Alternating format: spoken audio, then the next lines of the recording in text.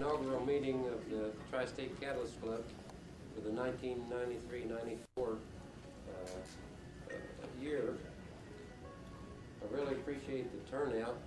I know there are many changes in the chemical industry now, and I think it's important that we in the chemical industry support our organizations, and I'm pleased that you were able to come.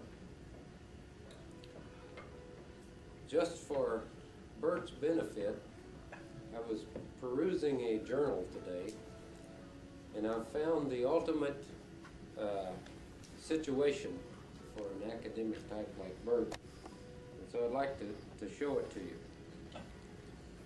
This is from the Journal of Applied Catalysis. It's the Perpetual Research Grant Scheme.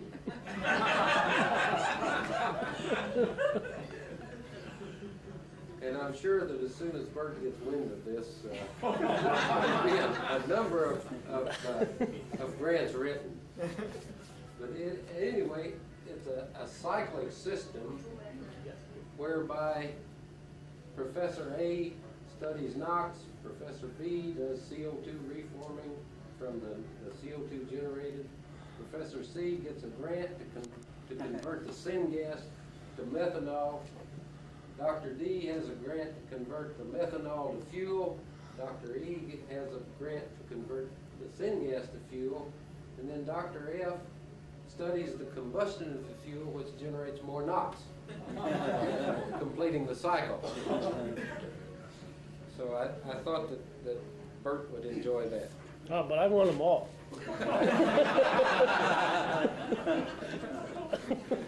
I want to beat the cycle. Bert wants all of the grants, but he's doing relatively well, I'm happy to say. Well, I'm pleased tonight to present our first speaker, and thank you very much, Frank, for filling in. Our advertised speaker was taken ill, and Frank was gracious enough to fill in on short notice, and we appreciate that very much. Frank is, Modica works for Amoco Oil, and he's worked for Amoco since 1974. Graduated from Loyola University in 1973, and he's worked on a number of extremely interesting and timely topics. One of the very interesting ones now is SOx capture in FCC catalyst. I don't know how many of you are familiar with Amoco and their work in that area, but Ralph Bertolacini and Frank were probably pioneers in this area of SOx capture in environmental catalysts. They hold many of the original magnesium alumina patents in these areas. And if I'm not mistaken, probably still derive some income from a company called United Catalyst, who makes some of those catalysts. He's also been interested in cat reforming, in particular the Aromax or XR type platinum L zeolite reforming catalysts, which are essentially aromatization catalysts. Frank holds 14 U.S. patents. He is currently the program chairman of the Chicago Catalysis Club. And his talk tonight is going to be on temperature programmed desorption of palladium catalyst, or platinum catalyst, I'm sorry, and its relationship to hydrogen spillover and support interactions. I hope you'll join me in welcoming Frank to be our inaugural speaker. Thank you very much. Well, as the program chairman for the Chicago Club, I guess I sort of appreciate the predicament you're in, so I figure that maybe I'll call in the favor again sometime from one of you people. We have a little more of a weather problem up there, so we run that risk, a different kind of a risk, and somebody's getting snowed in. The talk, what I'd like to talk to you about is some of the work that we've been doing. This is, if you if you expected a industrial speaker to talk about applied work, you're probably going to be disappointed because this is kind of fundamental. Although platinum catalyst is certainly not exactly an esoteric subject. We use a lot of platinum catalysts in refining and a lot of processes. And so understanding how these work and the interactions that go on in platinum catalysts is certainly of use. The catalysts, most of the catalysts I'm going to talk about are really what would you might term model catalysts. They're not catalysts of actual use, but we use them as models to study the metal support effect and to try to understand the general principles that are involved in order to try to utilize the catalysts we have in a little better fashion. These are sort of general, but the objective is to understand the influence of the support on supported metal catalysts. The metal support influence has been described in the literature quite often, but really not well understood. We also want to know about the effect of catalyst pretreatment. And again, those have been described in detail in the literature, calcination temperature, reduction temperature, and so on. But they're still poorly understood. And lastly, we want to understand how these things affect the reaction dynamics in the catalyst surface. Well, one of the subjects that I want to probably spend most of the time on is hydrogen spillover. And of course, that's probably a well-known topic to most of you. By way of definition, I think you probably realize that hydrogen spillover is hydrogen that's dissociated on the metal and then migrates onto the support surface, and generally is hydrogen atoms. But even that is subject to some dispute. Brief history, a very brief history. Spillover, what came later to be known as spillover, has been observed back at least into the 50s and probably earlier. But the first one to really describe it in detail and what it is and how it works is Benson, Cohn, and Bodar in 1965. And they did the classic experiment where they mixed platinum black and tungsten oxide. Unpromoted tungsten oxide reduces at about 400 degrees in hydrogen. With the platinum black and tungsten oxide mixture, it reduces at about 100 degrees. Interestingly enough, when they did the experiment with water also present, it reduced at room temperature. And so they were the first to observe the effect of water in promoting spillover of hydrogen. The idea being that this hydrogen dissociated on the platinum and then migrated and reduced to tungsten.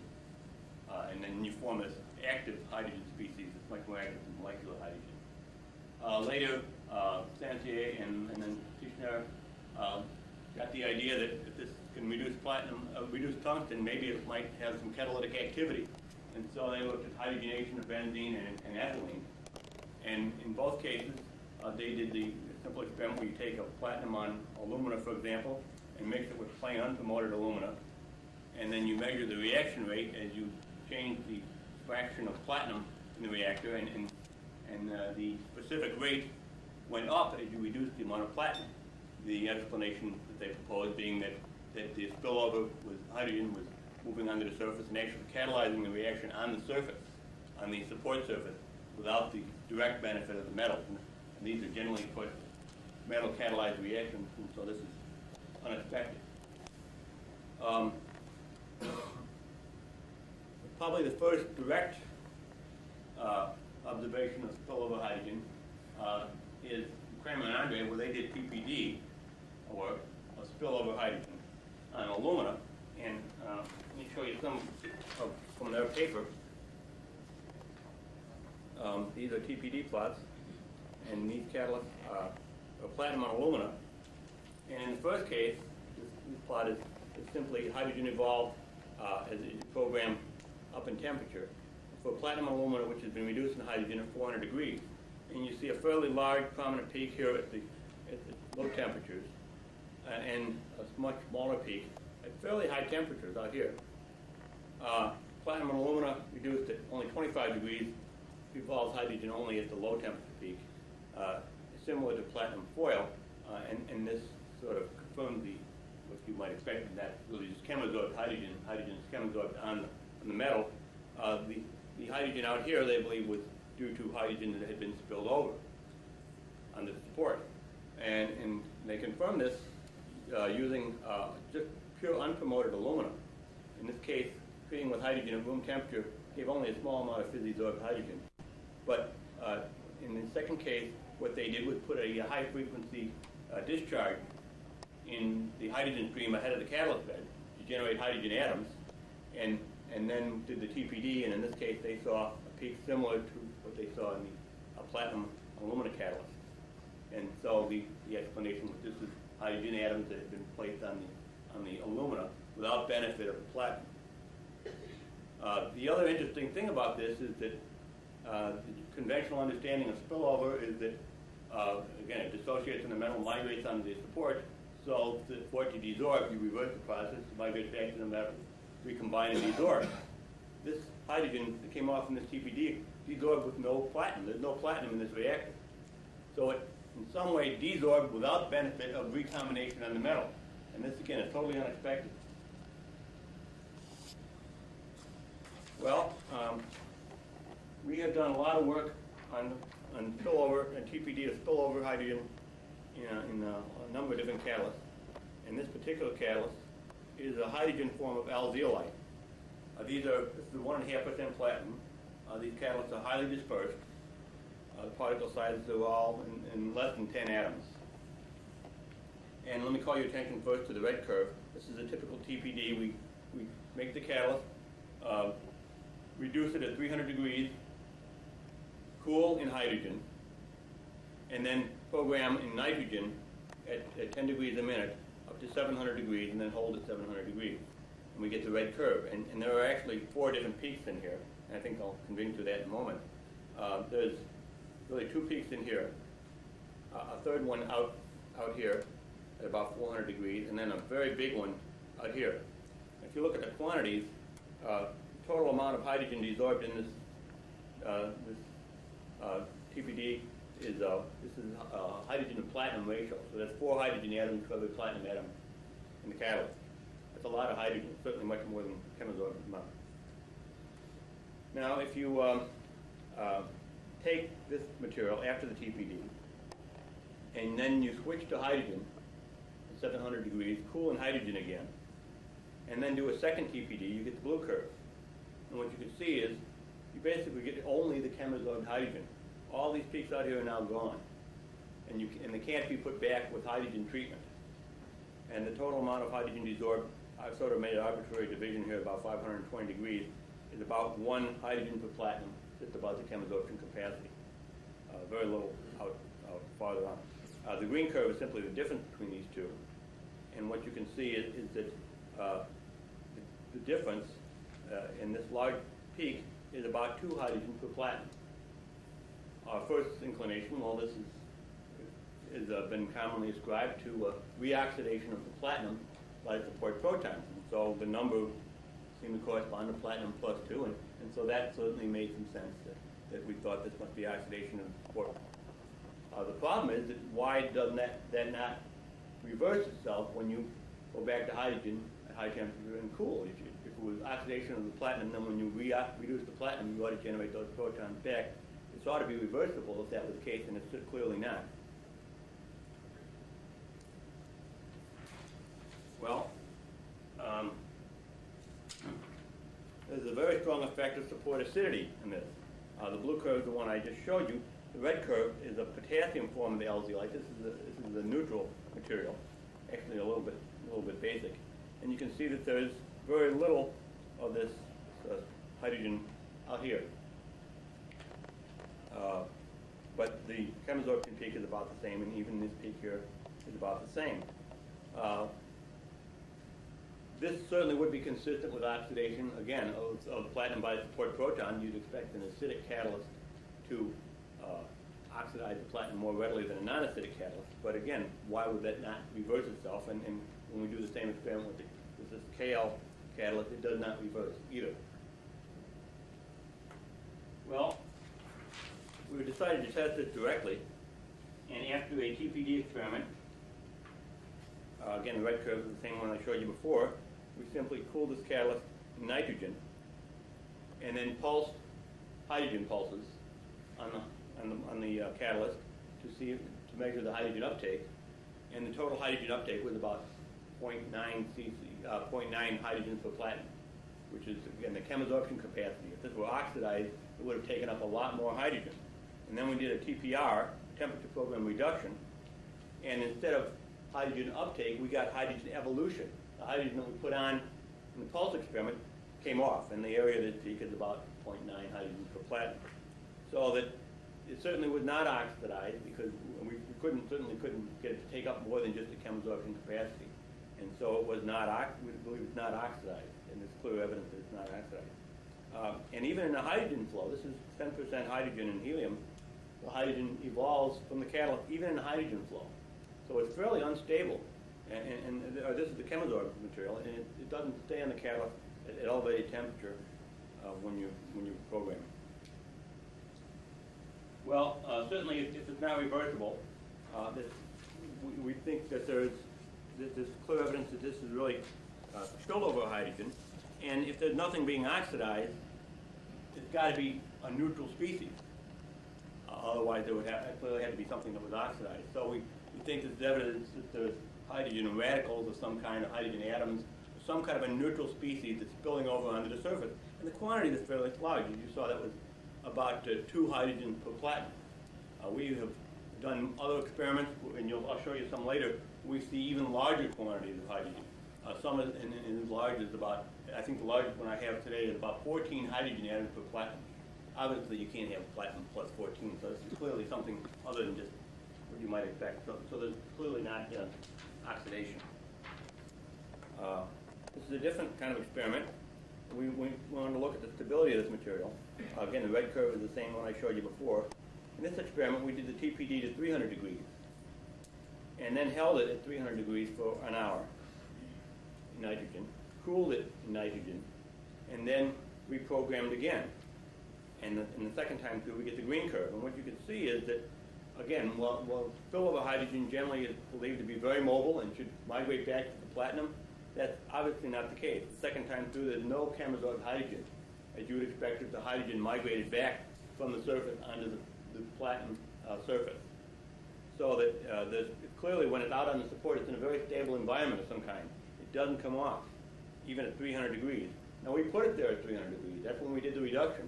So we put it there at 300 degrees, but it doesn't come off at 300 degrees.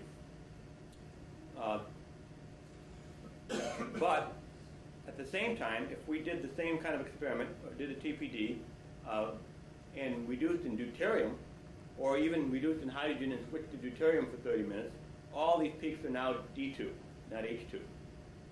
So it exchanges rapidly with deuterium, but it's still in some kind of very stable environment. We're still not quite sure how to rationalize this. It seemed to be, on the one hand, very easy to exchange with deuterium, and yet it's somehow very stable.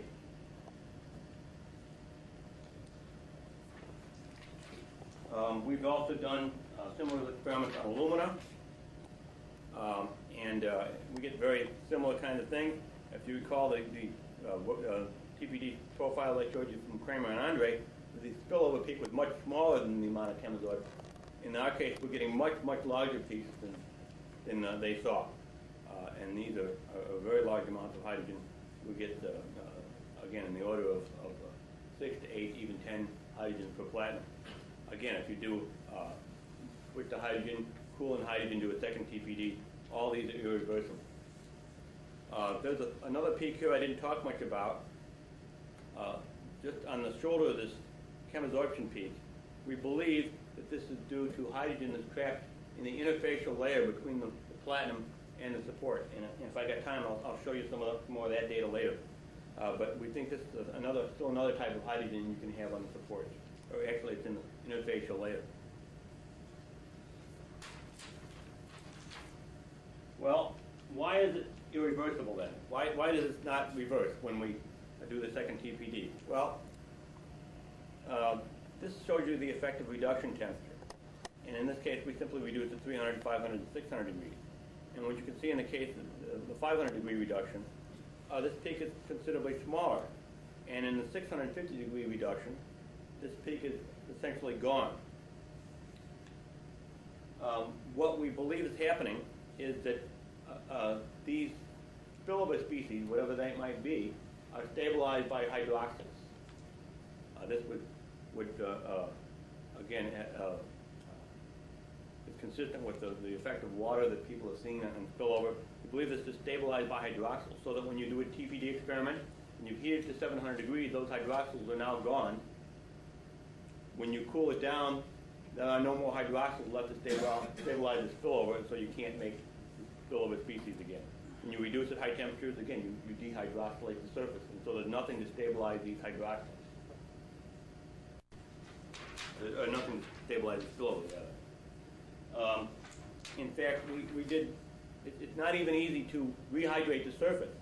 This series shows you platinum and alumina, and what we did in these cases, we pre-calcined the alumina before introducing the platinum. So the alumina was calcined at 400, 550, or 700 degrees, then impregnated with platinum salts, dried and reduced at 300 degrees, and we did the TPD from there. And what you can see is that for the sample reduced at 550, for example, compared to 400, just about all the peaks, all the spillover, most of the spillover below 550 is missing. And if we do the reduction at 700, much more is missing below that temperature. But everything, just about everything above the 550 has not been affected by the calcination at 550. So what we believe is that the process of evolution of this hydrogen is simply due to the fact that you dehydroxylate the surface, that you program this up, that you lose the hydroxyls, there's nothing to stabilize the hydrogen, and it comes off. And so we believe that this explains all the data we've seen, that it is stabilized by hydroxyls, and that when you take out the hydroxyls, there's nothing to stabilize the hydrogen anymore. Well,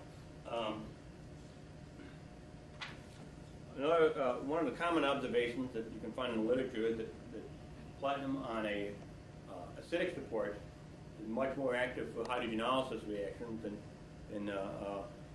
platinum on a neutral support. And this shows you some propane hydrogenolysis activity. And our data confirmed what has been shown in the literature, that the activity on acidic supports is roughly an order of magnitude higher than on non-acidic supports, such as these. This is mazite, this is L-zeolite. And these are in the same zeolites in the hydrogen form, alumina. Silica is less active than alumina, but more active than these materials. It's not quite as neutral as people commonly think. And you add a little potassium to that, you knock the activity down considerably.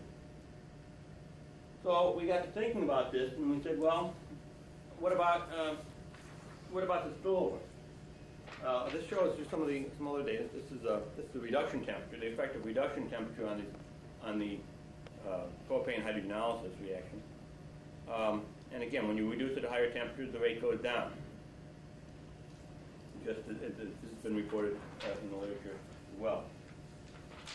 Well, so if we take all this together, let's ask ourselves what's going on.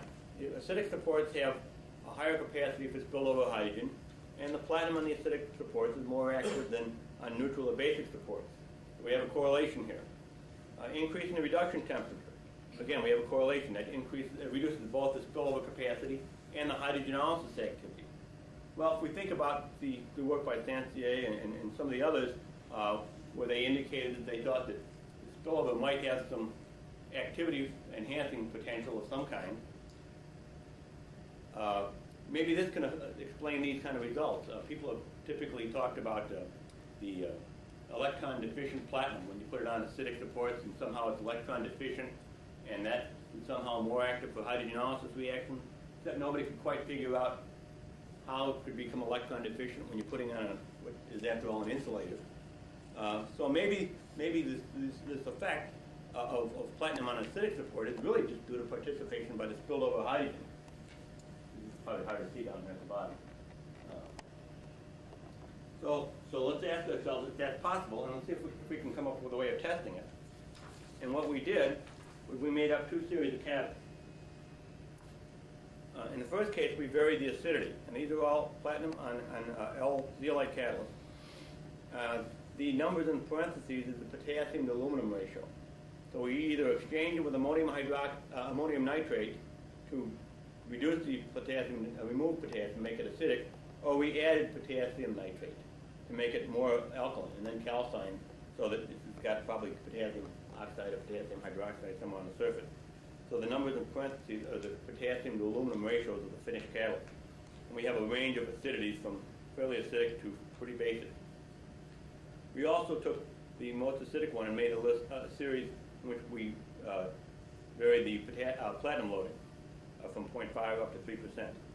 These are the same catalyst, 1% in both cases. So we can look at what happens to spillover and the reactions as a function of both the acidity and the amount of platinum. Well, let me first show you the data on platinum loading. Now, you would expect that the peak that corresponding to chemosorption would increase as you increase platinum loading, and that is indeed what you see as you increase the platinum loading. The hydrogen that's associated with the platinum goes up just as you'd expect. Now, if we look at the spillover peak, we see that the 0.5% has the lowest, 1% is more, 0.5% is more. The 3% actually is about the same if you look at the total area. The peak height is a little lower, but the peak is a little more intensity out here, but this is also spillover. And so if you look at the area, those are actually about the same. And actually what I've done is integrated the area of that spillover peak and shown you that as a function of platinum loading. What you can see is that as you increase the platinum loading, the amount of spillover hydrogen goes up and then levels off. Now, if these catalysts were reduced in hydrogen for 1 hour, we also took the lowest and highest platinum loading case and reduced them for 5 hours and got essentially the same curve. So that longer reduction time didn't lead to more spillover hydrogen. So that they've taken up all the hydrogen they're going to take up. And yet this is clearly not at the saturation point, at least in the low platinum loading. There's more capacity, but it won't take up any more even though you reduce for a longer time period. So this suggests some kind of a limitation. There's some kind of a limitation in the ability of the platinum to populate the surface. Well, what might be limiting? I can't give you a good answer to that. I really don't know. We can make some guesses, but I don't really want to speculate too much about that tonight, except that there's obviously something limiting the ability of platinum to migrate. Conventionally, people think that the spillover hydrogen migrates very rapidly, and that is clearly not the case here. Well, it sort of suggests a kind of a model in which the platinum's ability to migrate is limited, and we think that it looks something like this, where you have a platinum cluster on the surface, and then hydrogen spills over, but there's a limit to how far it can go. And so there's a zone that has spilled over hydrogen around it. And then beyond that, there's none. As you add more platinum, you get more zones like this that begin to coalesce, and this leads to an equation such as this, where the H is the amount of spillover hydrogen, HSAT is the saturation capacity, the limit that you can get as you go up in platinum. The N is the density of platinum clusters, and the A is the area around the platinum atom cluster that has spillover hydrogen. Now this model assumes that there's a clear demarcation, and that's probably not the case. There's probably some grading towards the end, but it's still instructive to look at that. And if we take that and fit it to the data, actually the curve that I showed you was the fit to that data from the equation, and it's a pretty good fit. And what you get is two parameters. The first parameter is the saturation capacity. This is about 7.2 cc's per gram, or just about 10 to the 18th atoms per square meter as the total capacity for spillover hydrogen. That's actually about 2 orders of magnitude higher than what Kramer and Andre reported in their TPD work. And there's lots of other measurements of spillover capacity that also is about the same as what they reported. And ours is much, much higher. And I think we can explain that by the fact that ours are calcined and reduced at much lower temperatures than in the previous studies. Kramer and Andre reduced theirs at 500 degrees or higher. These were all reduced at only 300 degrees. And as we've shown that the calcination temperature, the dehydroxylate, you have much less capacity. So I think we can explain the much higher capacity that we're seeing based on the fact that catalysts are reduced at much lower temperatures. The other parameter you get out is actually the initial slope, or if you choose to believe the model, it's the area around the platinum cluster that's occupied by spillover, and that's about 1.7 times 10 to the 16 square meters. Well, that's kind of a meaningless number. So let me give you some perspective on that number. That is about 96 unit cells in LC light, which means that if you're familiar with the structure, LZ light is a unidimensional channel, and the unit cells are like pearls on a string, a straight line. And so, if you consider a unidimensional channel, that comes out to be about 70 nanometers in length, or about 35 nanometers on either side of the platinum cluster. That's a pretty good distance. For reference, the zeolite particles are about twice that, about 140 to 150 nanometers in size. So that while it's a large distance, it certainly isn't enough to indicate wholesale migration from particle to particle. And in fact, some of the literature people have suggested migration distances as large as half a millimeter. Our data indicated that I think that the distance it can migrate is well below the half millimeter scale. So it can migrate a considerable distance, but we don't think that crossing of particle boundaries is necessarily indicated by the distance that we're seeing.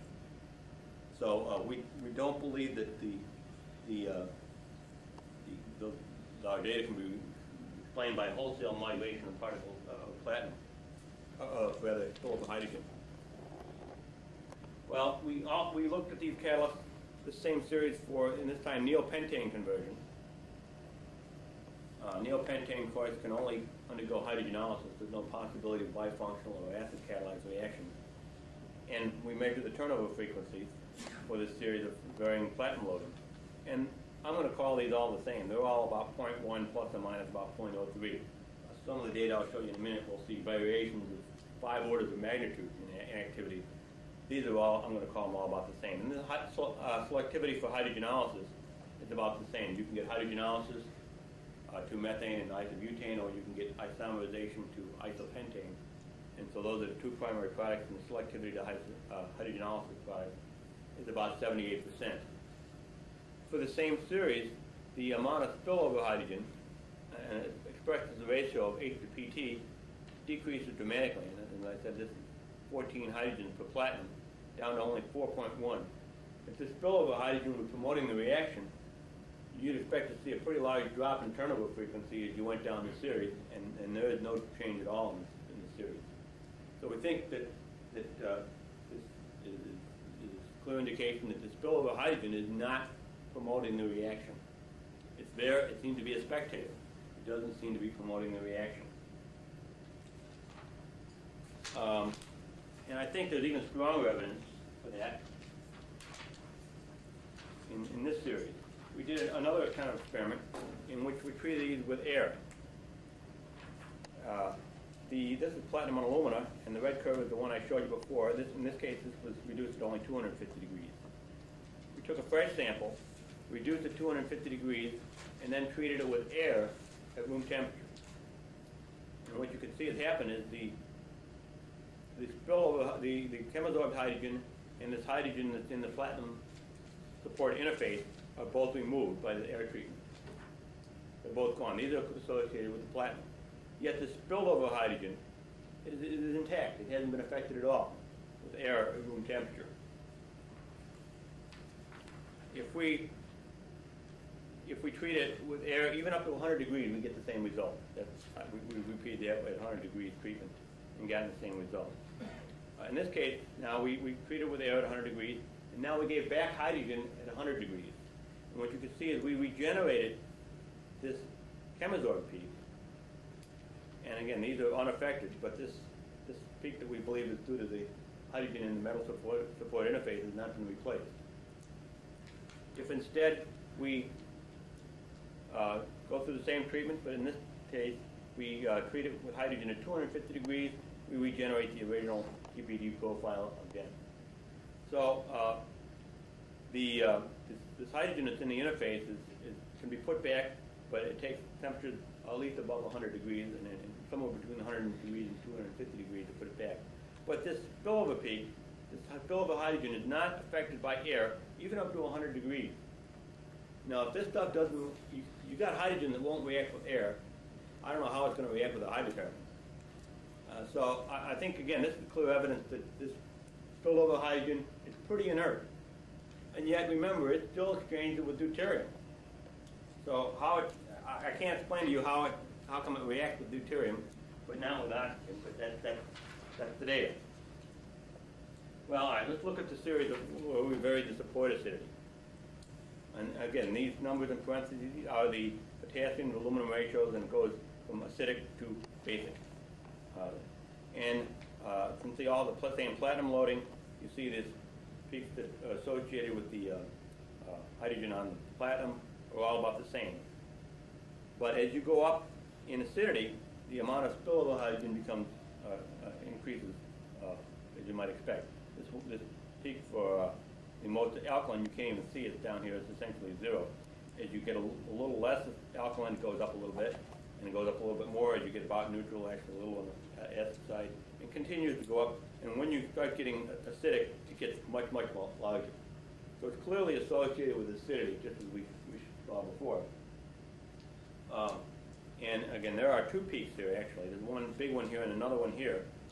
These both seem to be associated with the spillover, but they're somehow a different species.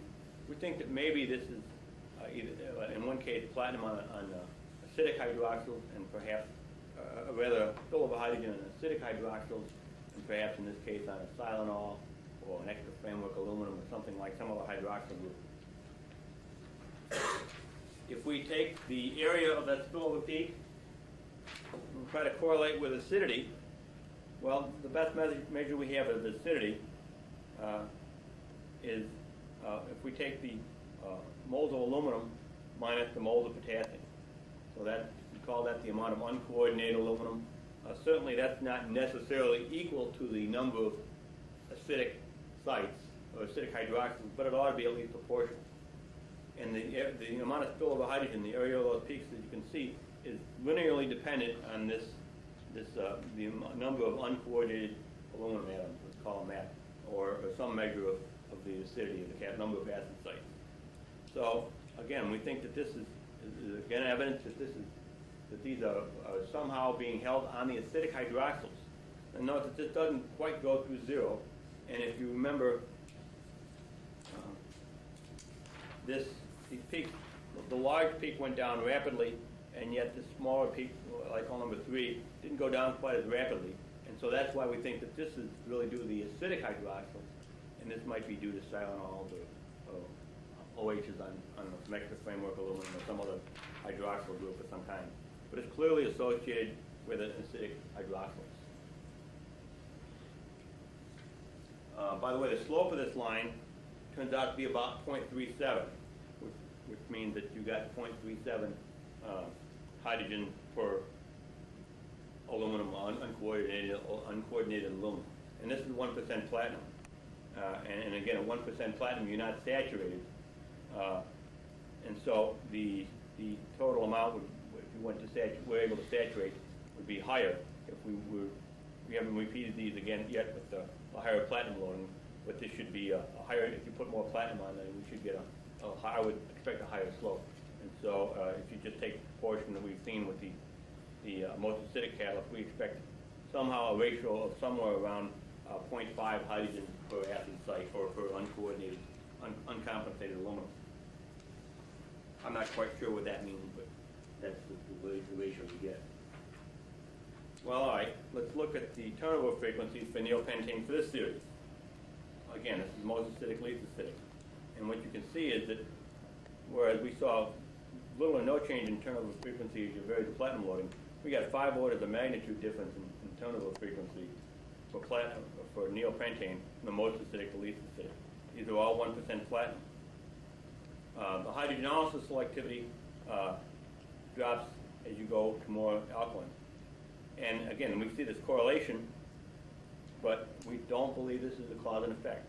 We believe that the correlation is simply due to the fact that both the activity and the amount of spillover hydrogen are mutually dependent on the support acidity, but it's not due to a cause and effect relationship. Otherwise, we'd have seen that the effect was as you change platinum loading. Let me show you the same data in graphical form. I think it's maybe a little easier to understand. Potassium to aluminum molar ratio versus the turnover frequency, and I've broken down the two reactions, the total turnover frequency and the two reactions, hydrogenolysis and isomerization. And what you see is you get more acidic, the isomerization turnover frequency goes up more or less in a straight line. But what happens with hydrogenolysis turnover frequency is it's very nonlinear.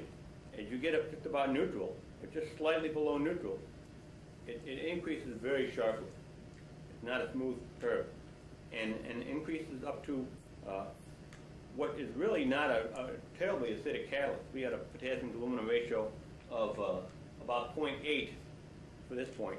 That's not a terribly acidic catalyst. Most people think of a very acidic catalyst having an alkali to aluminum ratio of 1/10 or less. So this is not a terribly acidic catalyst, and yet it seems to have plateaued out as far as the hydrogenolysis activity is concerned. And so we believe that what this is indicating certainly is not due to spillover hydrogen, but due to an interaction between the metal and the support.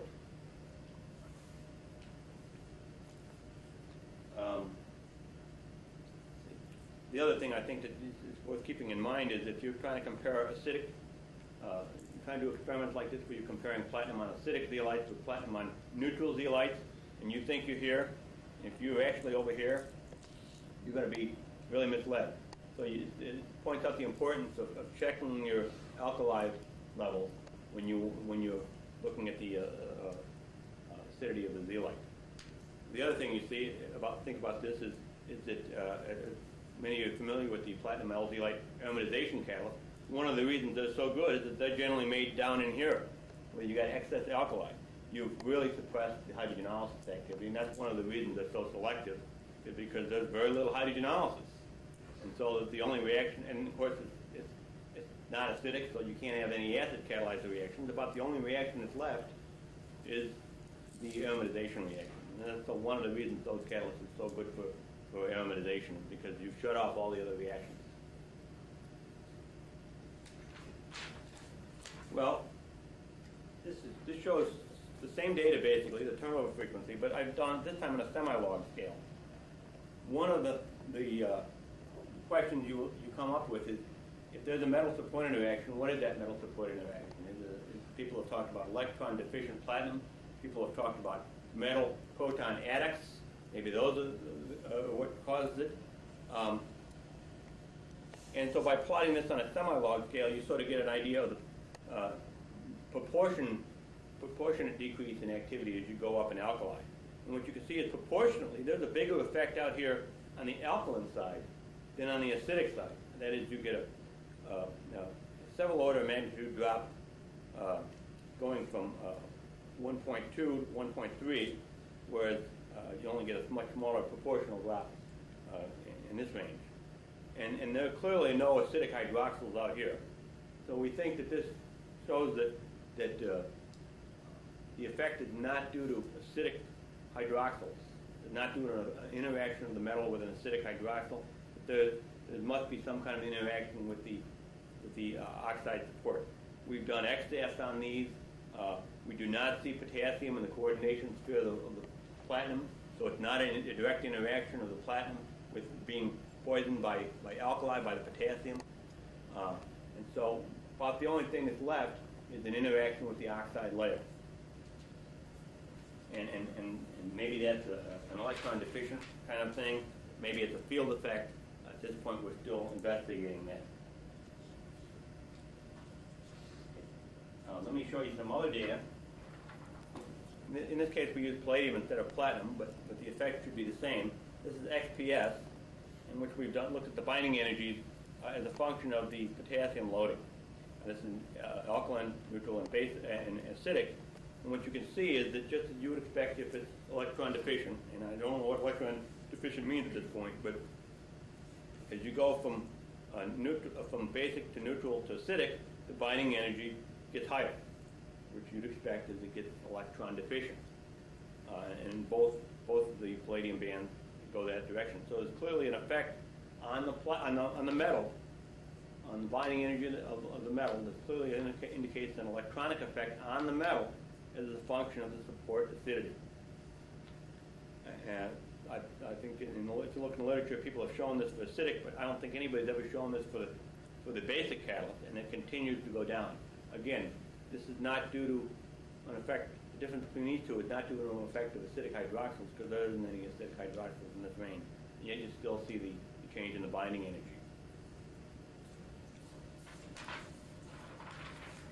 Well, I got a couple of minutes, and let me show you this. I talked a little bit about this hydrogen in the interfacial layer. And really the first evidence we had for that comes from the XAS. And this is XAS data in which we've looked at the platinum on a KL zeolite. This is pretty close to neutral, slight excess of potassium. And in every case, we looked at the platinum edge, and the only backscatters we see are platinum, nearest neighbor is platinum, and oxygen from the zeolite support. And the coordination numbers of platinum are 4 to 5. This indicates that the particles are in the range of about 6 to 8 atoms. Very small platinum particles. But what I want you to call your attention to is the oxygen backscatter. This is from the oxygen from the support, from the zeolite support. And it's about, it adds up to about 1.2 to 1.3 in both cases, in all cases. But notice what happens is we increase the reduction temperature. The sum of the covalent radii for platinum and oxygen is about 2.1 to 2.2 angstroms. I think it's 2.1, and it wouldn't be too surprising if it was a little larger than that. But for a low reduction temperature, it's much larger than that, much, much larger. As we go to a high reduction temperature, the distance is closer to the sum of the covalent radii. So what's different about these two? There's no other backscatter, but there's something in that interface that's causing this distance expansion, and that's where we think the evidence for this hydrogen in the interfacial layer comes from. Notice that in intermediate reduction temperature, you don't get an intermediate distance, you get some of both. And so, again, this is some of the evidence. I sort of have a bit of a cartoon that maybe helps you understand it a little more clearly. Again, we have at low reduction temperature, you have a platinum cluster and hydrogen in the interface. They're drawn to look like hydroxyls, but I'm not convinced they're hydroxyls. They may be chemisorphed hydrogen that's somehow down in here, or maybe spillover hydrogen. What the state of this hydrogen is, I can't tell you. But as you heat it up, that hydrogen is lost, and the platinum is close to the oxide layer, and the distance is much lower. The other thing I'd like to point out here is a couple other parameters you can get from the XAS. This is the delta E0. This is the inner potential shift, and this indicates electronic effect. This is deltas from the standards that we use. And what you can see here is that for the long distance, there's virtually no inner potential shift. The standard is 82PT06, 086. And so the inner potential for the platinum is about the same. The platinum-oxygen interaction is about the same as the standard. But for the short distance, it's considerably different. There's a real shift in potential. And here, again, the long distance, no change. The short distance, a strong change. We think that this is an indicator that the platinum is interacting strongly with the oxygen, and it has an effect on the electronic structure of the platinum. And so that as you have a short distance, there's a strong effect, and the hydrogen probably shields the platinum from the oxygen somewhat, and so you have a lesser effect as you have hydrogen in the interfacial layer. There's also, you can get what's known as the By-Waller factor. This is a measure of the disorder of the system, and what this indicates is that these are done at liquid nitrogen temperature. So this is a static disorder, and for the long distance, comparing the long distance to the short distance, there's much less disorder. That is, the platinum-oxygen distances are much closer to the same from one another. They cover a narrower range compared to the long distance. And again, we think that when you put hydrogen in the interface, and that allows you to have a more disorder in the system, whereas when it's closely interacted with the oxygen, that holds them more firmly, and there's less disorder in the system.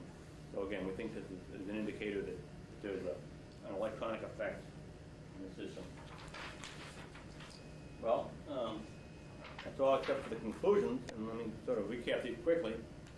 I think we've shown that the platinum clusters can spill over very large amounts of spill of hydrogen onto the support. And again, this can be quite large. In the case of the high platinum loading, we saw over 7 cc's per gram of hydrogen, a lot of hydrogen. We can detect this hydrogen in TPD. It peaks in the 400, 700 degree range. The temperature will depend on the support.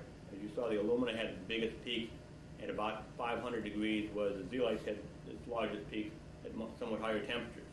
And I think the temperature of the maximum peak is really a function of the ability of the support to dehydroxylate. So if the support's more easily dehydroxylated, the peak will come off at a lower temperature. The capacity for the spillover hydrogen seems to be strongly related to the support acidity. And again, we think it's stabilized by support hydroxyls, particularly acidic hydroxyls. And once you lose those hydroxyls, you can't get the hydrogen back on again. Spillover hydrogen certainly can migrate on support, but certainly not enough to indicate crossing of particle boundaries. Spillover hydrogen is thermally and chemically stable. It doesn't react with oxygen, but it does exchange with deuterium. And again, I don't know how to rationalize those two observations. They certainly don't seem to go together. Hydrogen desorptions around 250 we think is associated with the loss in hydrogen from the metal support interface. Again, if we look at the catalytic aspects, spillover hydrogen doesn't contribute to catalyst activity. We've also measured the platinum surface areas both before and after reaction. We don't see any difference whether an acidic or a neutral. Some people have thought that perhaps the reason platinum is more active on acidic supports than neutral is because the acidic supports can absorb some of the coke precursors and keep the platinum clean. We don't see any evidence for that. The specific activity and selectivity for hydrogenolysis is very strongly influenced by the acidity or basicity of the support. Even for supports that are on the basic side. And that we've shown that the correlation between specific activity and spillover capacity, while there's a strong correlation, it's not a cause and effect, but simply due to the fact that they're mutually dependent on the support acidity. Well, no talk would be complete without acknowledgement, because I certainly didn't do all this work. And some of you people maybe know some of these people: Jeff Miller, Bernie Myers, collaborators in this work, Ron Turk and Alina Busker, who did the TPD work and the hydrogenolysis work respectively. Dick Konigsberger at Utrecht University, he did all the XAS for it, and certainly the people who pay the bill, Amoco Oil Company. Thank you all for inviting me here. I had a good time. It's always fun to come out and talk about your work, and I'd be glad to answer any questions you might have.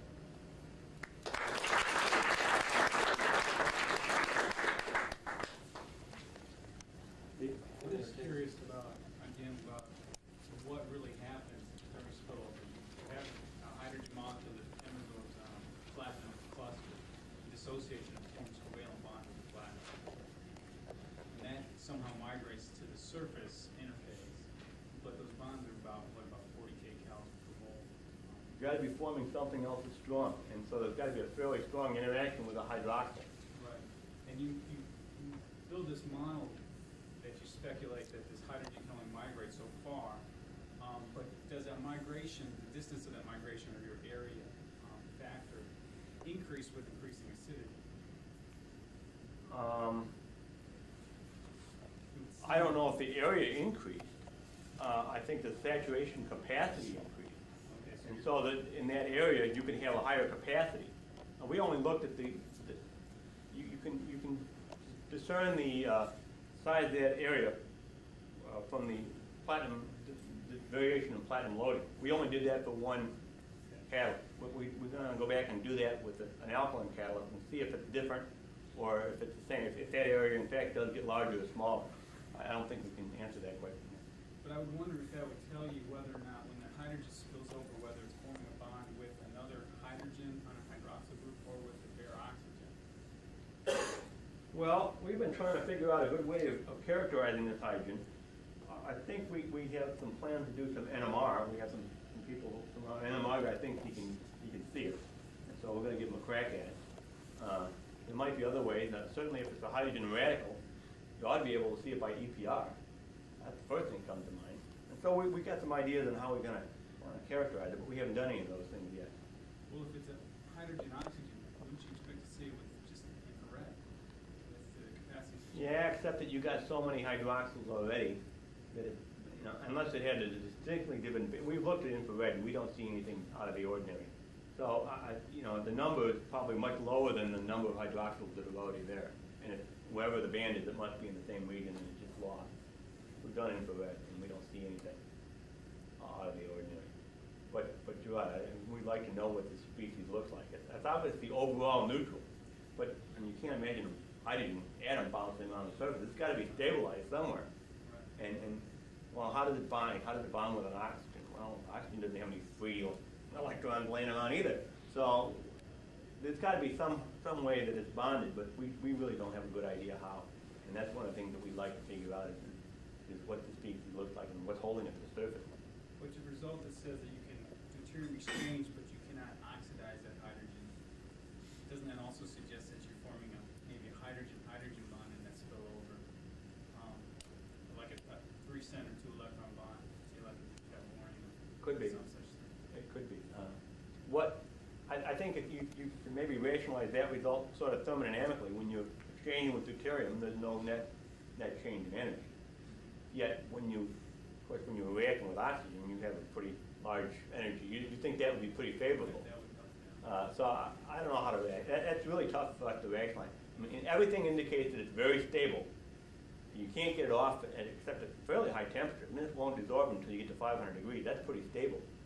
It doesn't react with oxygen. Everything indicates it's very stable except for the fact that it exchanges very quickly. That's 30 minutes at 300 degrees and it's completely exchanged.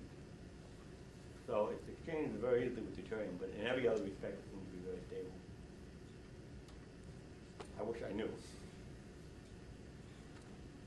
Yeah. But you think the hydrogen spill over just around the surface of the protein? But how about the hydrogen can dissolve into the protein? Because actually the protein is very fundamental that the hydrogen has the ability well, if we look at if you look at the excess, the platinum-platinum distances don't indicate that they're normal metallic distances. If you had hydrogen in the crystalline lattice, those distances would be expanded considerably, and we don't see any expansion of the platinum-platinum distances. Plus, you got fairly small clusters. These are 6 to 7 atom clusters. It's not like you got a bulk hydrogen or bulk platinum with a hydrogen can penetrate. You got a 6 atom cluster. There's not much of an interior there. So, and I think the excess indicates that's not what's happening. It's moving. And the sheer amount of hydrogen is way too large. 14 hydrogen per platinum, that's a lot of hydrogen. Is there a correlation with strength? Certainly the acidity of the alumina is not very great as far as strength is concerned. In fact, you normally don't even think of those OH groups being actually that acidic. Mm-hmm. If you would chlorinate an alumina? Yeah, we've tried adding chloride, and there doesn't seem to be any effect of chloride. I didn't show that data. We've gone up to about 3% chloride, about 2 or 3% chloride, and didn't see any effect on the amount of spillover hydrogen. What would happen if you would use a bimetallic platinum tin or platinum rhenium? Would you? Haven't tried it. I could only speculate. I don't know what that might.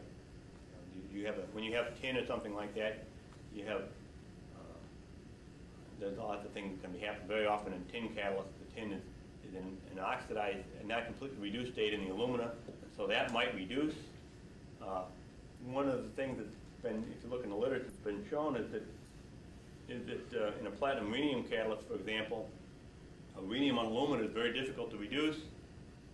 Platinum rhenium bimetallic, rhenium is reduced very easily. And so the rationale is that the spillover hydrogen is reduced in the rhenium. And so that seems to be the case. But I think we haven't done any bimetallics, and so we just speculate. Yeah. Have you tried deuterium spillover instead of hydrogen? Just reducing the deuterium? Yeah, and you just get all deuterium. Same in strength or all? Same. Yeah, all the same. Deuterium behaves exactly like hydrogen. It doesn't matter what you can reduce in deuterium, or we reduce in hydrogen, switch to deuterium for 30 minutes. that's enough to exchange all the spilled over hydrogen. So all the peaks are all D2 very easily. Would the effluent testing analyze using mass spectrometry? Give me an idea. Have you tried, analyze the effluent for HD or? Yeah, we did these by mass spec. Most of these were done by thermal conductivity, although we've confirmed with a number of techniques, including mass spec, that this is in fact H2, and of course we did the deuterium experiment for the mass spec. And you see D2, there's no HD. It's all D2, except for a little bit of HD impurity that you get with the D2 at the bottom. There's no, it's all D2. It changes very rapidly. Where was the platinum on the zeolite? Was it in the pore? In the pores of the zeolite. Yeah, they're all in the pores of the zeolite. We've done TEM on these things, and it's all invisible. It's all in the pores of the zeolite, and it's all invisible. It's all, as I showed you from the X-axis, they're all 6 to 8 atom clusters. They're pretty small. Yeah. You gave a model for your hydrogen area. Mm-hmm. What is the physical basis for that? Is that a concentration? Oh, it's pretty empirical, and we just looked at it and said, well, it looks like there's some limit to the ability of the hydrogen to migrate. So we just sort of said, well, this looks like a likely kind of model. Let's just put an arbitrary limit and see how the data fits this sort of arbitrary model. But it's a little bit arbitrary. You probably could dream up another model that would probably fit the data. I wouldn't want to put too much on that interpretation, other than that it seems to sort of fit the data that we have. But I guess I wouldn't. We thought about what might limit the ability to migrate, and I guess I don't have a good answer for that.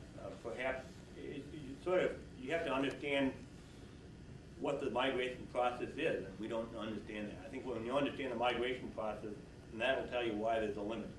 But I don't think we understand the migration process. Some people have suggested that the hydrogen comes down onto the support, and it bumps hydrogens on the hydroxyl, sort of like billiard balls. And so it bumps one, and that one bumps to the next oxygen, and that one bumps to the next oxygen. Well, okay, if that's the case, then there may be some sort of natural limit to the ability to bump these things out. Maybe it's migrating around the surface, and that until it finds a place where it's stable, it's in an unstable state, and so you have a natural competition between the desorption. It might find another hydrogen spilling over. We don't really understand the migration process. So there isn't a good physical basis for that, except that it seems to be indicated by the data that there's some kind of a natural limit to the ability to migrate. One key point between the L-zeolite and the alumina is that alumina in L-zeolite is tetrahedral, and alumina in mercurial is octahedral. And that could influence, that could be part of the differences that you're seeing in terms of the difference in your visibility. Desorption temperature, do you mean? Yes. Well, and I think if you look at the dehydroxylation temperature, aluminum certainly dehydroxylates at a lower temperature than zeolite. And so I sort of interpret it in terms of the dehydroxylation temperature. As aluminum is buoyantly dehydroxylated, and dehydroxylated, you lose the hydrogen. And I interpret it in terms of the dehydroxylation temperature of the support. And of course that's probably influenced by the presence of octahedral versus tetrahedral and all the other things that go into determining the dehydroxylation temperature. But I think that the temperature that you see the peak is really just the dehydroxylation temperature. And that when you lose the hydroxyl, off comes the hydrogen. We see, of course, you see continuous water evolution because there's always water, always dehydroxylating to some extent. So it's hard to correlate that with water. I sort of look at this as being related to the dehydroxylation temperature. I'm wondering if that wouldn't explain your hydrogen deuterium kinetics. Having water present there, I mean, that should make that reaction very facile. Well, that's right, and there's always water present on one of these catalysts, and these have only been calcined and reduced at fairly low temperature. So there's some water, there's a lot of hydroxyls, and so you sort of wonder if that's somehow aiding the exchange reaction somehow that it's hard to test because you can't get spillover without hydroxyls. Exactly. Any other questions? Under the catalyst after regeneration, maybe during regeneration, the temperature is very high, lose some hydroxyl, or would that Well, of course, the higher the thermal treatment, the more you dehydroxylate. And from what we've seen, it's not easy to rehydroxylate them. The data I showed you with aluminum, the alumina calcination temperature, those were calcined and then wet impregnated with platinum. So they've all seen water. And it doesn't look like they rehydroxylate very easily. So once you dehydroxylate them, it's pretty tough to get the hydroxyl back on. You know, it's pretty tough to rehydroxylate them. So, yeah, if you regenerate a catalyst and you burn it and you get it to high temperatures, you're probably going to dehydroxylate and it won't have as much of a capacity as it filled over hydrogen. And maybe, you may be able to do some rehydroxylation. You show with the alumina, as you calcine at a higher temperature, those peaks aren't completely gone. There's still some there, but it's much, much lower. So there may be some limited ability to rehydrate, but it's limited, and you don't get nearly as much as you would in virgin material. Well, with that, may I suggest if you have some other questions, you might approach Frank directly. And let's thank him again for an excellent presentation.